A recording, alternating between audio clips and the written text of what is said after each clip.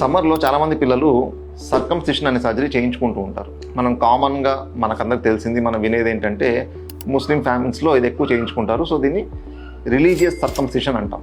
అయితే ఈ రిలీజియస్ సర్కంసిషన్లో కూడా ఇంతకు మునుపు ఒక ట్రెడిషనల్ వే ఆఫ్ సర్కంసిషన్ ఉండేది. అంటే ఆ మతపరంగా ఎవరైతే ఉన్నారో వాళ్ళు డాక్టర్స్ కాదు, బట్ వాళ్ళు ట్రెడిషనల్గా సర్కంసిషన్ చేసేవాళ్ళు. ఇప్పుడు కొద్దిగా ఎడ్యుకేషన్ పెరిగి నాలెడ్జ్ పెరిగిన తర్వాత చిన్నగా పేరెంట్స్ పీడియాటిక్ సర్జన్స్ని అప్రోచ్ అవుతున్నారు సర్కంసిషన్ కోసం. సో చాలామంది అడుగుతారు, మరి ఆ మెథడ్కి మీరు చేసే మెథడ్కి ఏమైనా డిఫరెన్స్ ఉందా అని.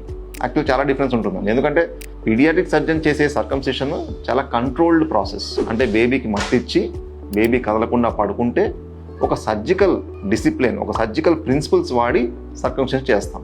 దీనివల్ల ఏమవుతుందంటే మనకు బేబీకి పెయిన్ లేకుండా సర్కంసిషన్ చేయొచ్చు, ఎక్కువ బ్లీడింగ్ అవ్వకుండా సర్కంసిషన్ చేయొచ్చు, వేరే పార్ట్స్ ఆఫ్ ది పీనిస్ అంటే అంగం యొక్క ఇతర భాగాలకి ఇంజురీ లేకుండా చేయొచ్చు. ఎందుకంటే బేబీ మత్తులో ఉన్నప్పుడు, కదలకుండా ఉన్నప్పుడు ఇంజురీ అవకాశం చాలా తక్కువ.